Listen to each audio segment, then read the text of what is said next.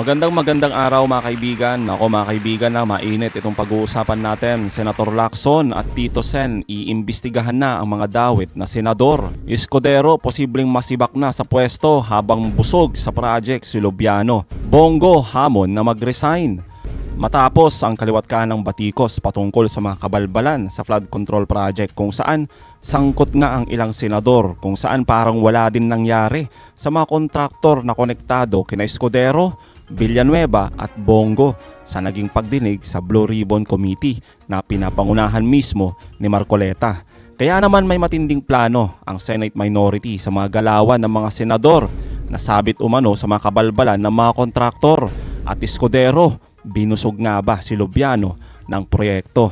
Nako, abangan nyo po yan. Yan ang pag-uusapan natin. Pero bagong lahat, pakilike po muna ating video, pakishare na din po at subscribe na po kayo sa ating channel. Unahin na po muna natin ito mga kaibigan.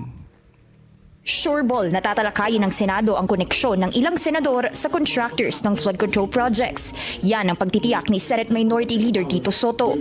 Sa kabila kasi ng pagiging present ng top 15 firms sa nakaraang Blue Ribbon Committee hearing, tila obvious na hindi sila tinanong tungkol sa koneksyon sa mga senador.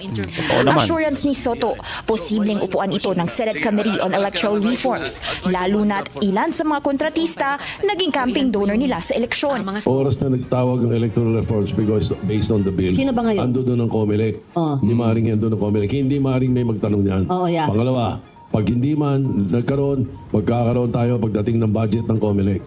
Base sa partial list ng PCIJ o Philippine Center for Investigative Journalism, 3 senador ang may koneksyon sa mga kontratista. Number 1, si Senate President Cheese Escudero na ang top campaign donor noong 2022, si Lawrence Lubiano na may-ari ng Centuryways Construction and Development Incorporated. Sumipot si Lubiano sa pagdinig pero hindi siya natanong tungkol dito.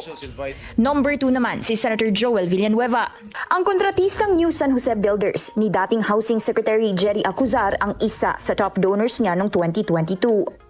Si Senador Bongo naman, anak ng owner ng CLTG Builders, habang kapatid ang may-ari ng Alfrego Builders and Supply. Una na ring tinanggi ng 3 mambabatas ang involvement nila sa contracts ng mga nasabing kumpanya. Si Senator Ping Lacson ang mangunguna sa pagtalakay nito na siyang chairman ng Electoral Reforms Committee. Siya rin ang nagpaputok ng porsyentuhan ng mga opisyal sa flood control. Posibleng sumalang din sa Q&A si Senator Mark Villar pagdating ng budget deliberations ng DPWH. Hindi rin kasi siya tinanong tungkol sa role nito sa flood control projects bilang kalihim noong Duterte administration.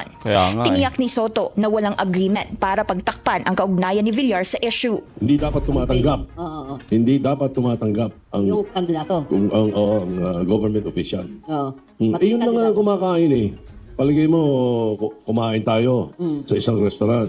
Tapos may isang mayaman, o let's say kontratista or may kontrata sa gobyerno. Bebayaran yung kinain natin? Bawal yun. Bawal yun eh. Ganun lang bawal eh. Lalo naman yung milyon-milyon para campaign funds.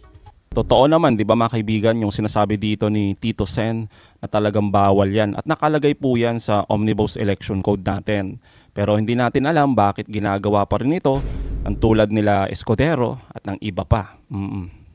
Hindi raw pwedeng hindi balikan ang nangyari sa 2025 budget kung pag-uusapan ang pondo para sa susunod na taon. Lalo na't lumobo ng 1 trillion pesos ang pondo ng DPWH this year habang pumutok din ang issue sa budget insertions na di umano'y pakana ng ilang mambabatas.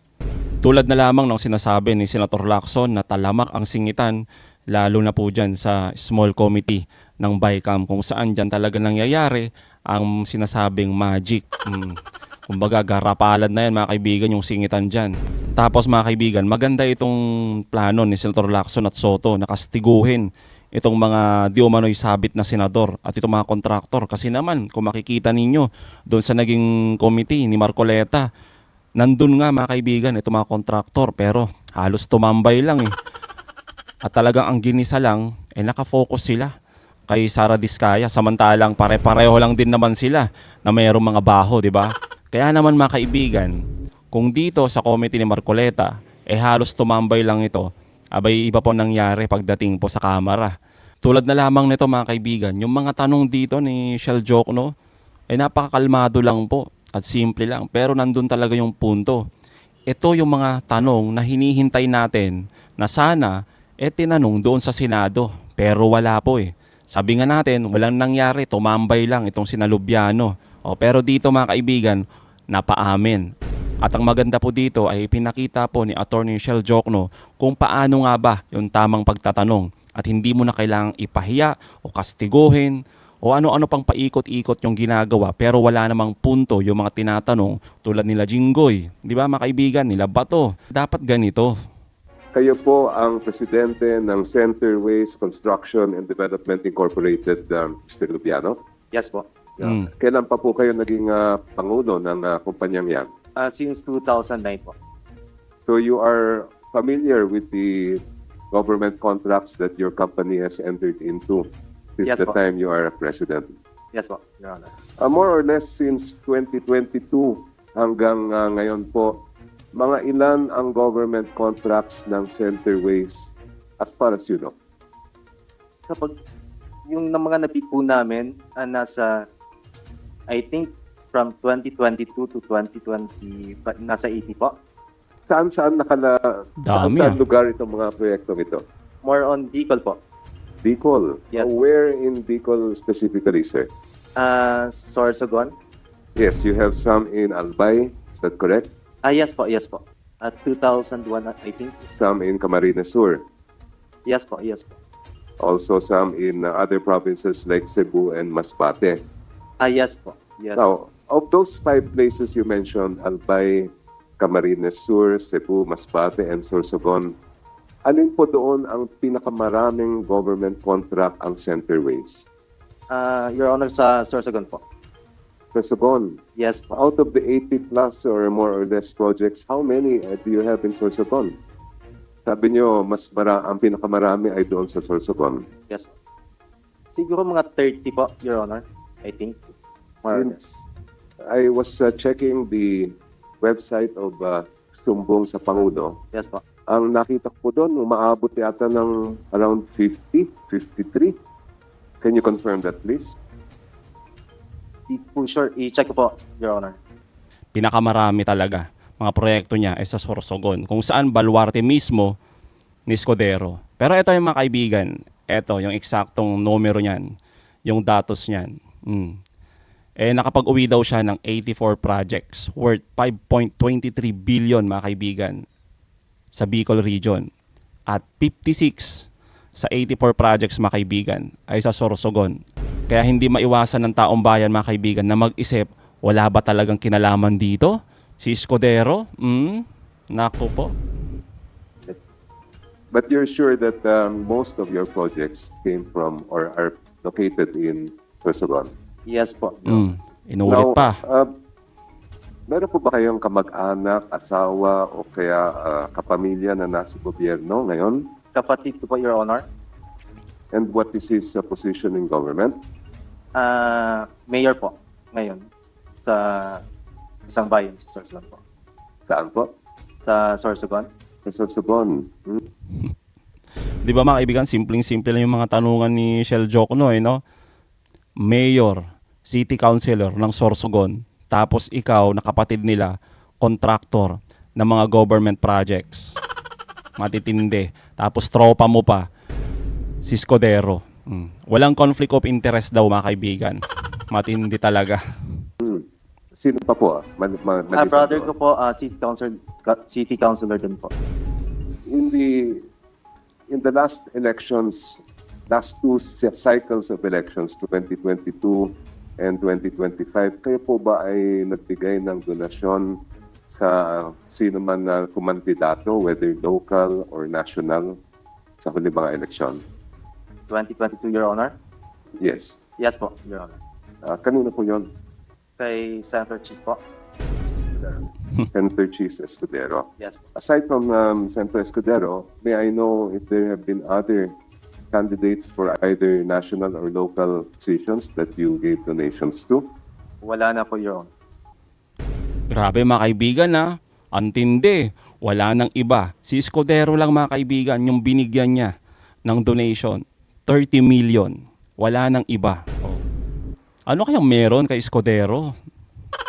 Bakit siya lang, di ba?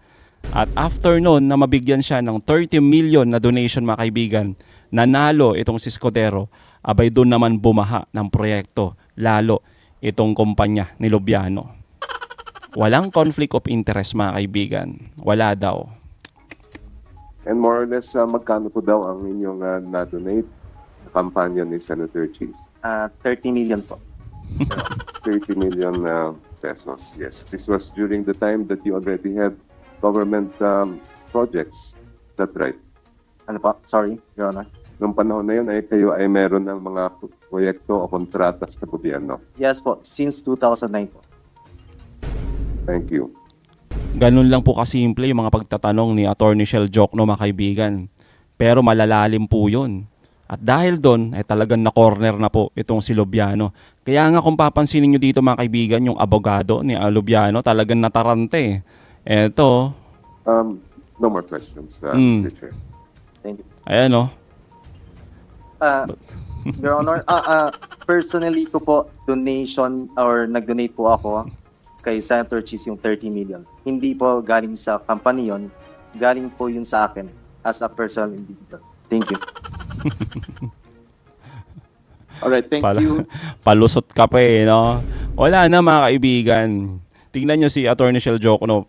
Yun na yun eh. Yun yung gusto niyang malaman. Bakit mga kaibigan, kahit sabihin pa ni Lubiano na sarili niya yon, yung 30 million na yon, hindi galing sa kumpanya. Sinagot niya na mga kaibigan eh. Umamin na siya nung una pa lang. Mula pa nung 2009 hanggang ngayon, di ba mga kaibigan, kumukuha siya, kumukubra siya ng mga proyekto galing sa gobyerno. O doon pa lang mga kaibigan eh. Kumbaga, doon yung source of income niya mga kaibigan. Yun na yun. So kung meron ka mang ibibigay na 30 million kay Lubiano, ang next na tanong dyan, saan mo kinuha yan? Pero kay Attorney Shell Jokno, sapat na yun mga kaibigan.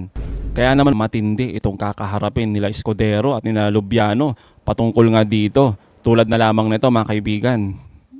Attorney, ano po ang magiging kaparusahan kapag nalaman na ang isang kontraktor ay nag-donate nga at ano ang kaparusahan doon naman sa binigyan niya ng donasyon at nanalo?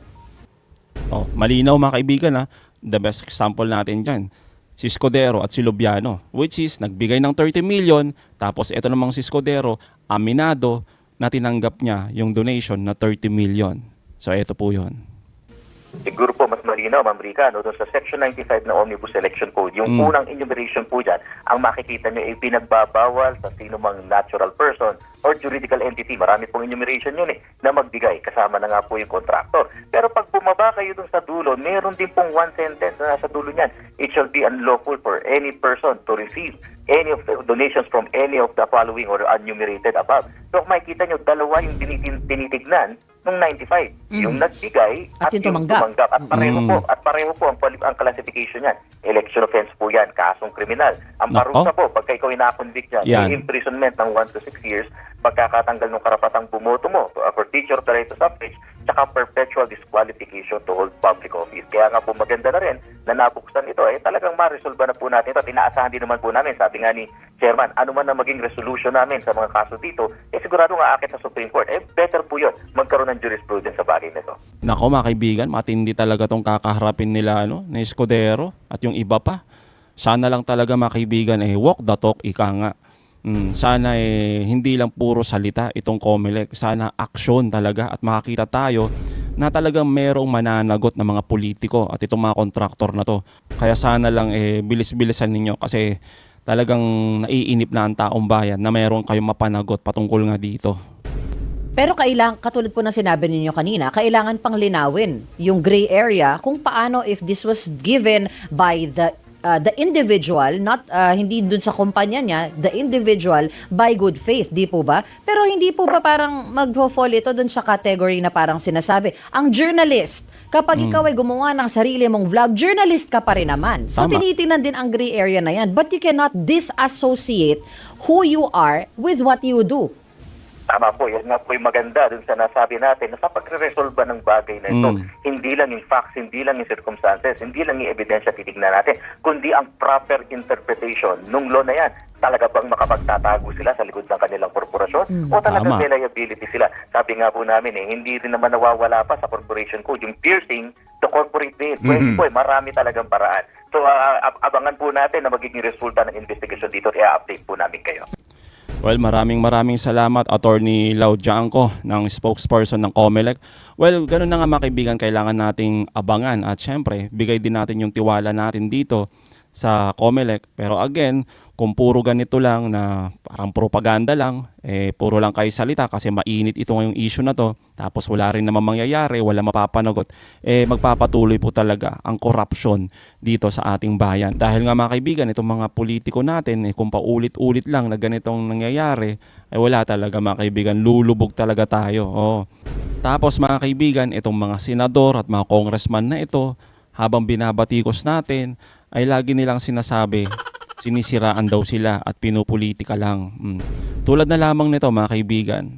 Yan, si Bongo, di ba? Nasabi niya, sinisiraan daw siya.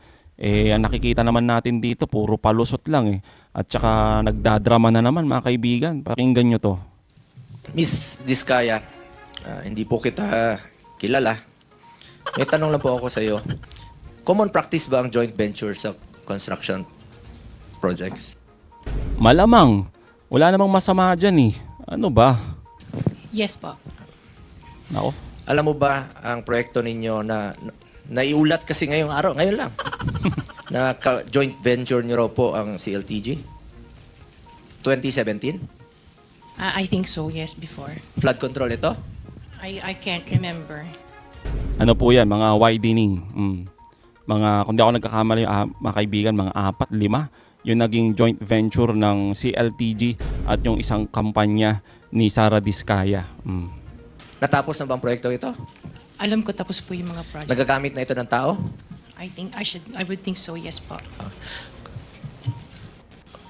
Kung meron pong pagkukulang o deficiencies or mali, ako mismo po ang magre-recommenda sa committee ito.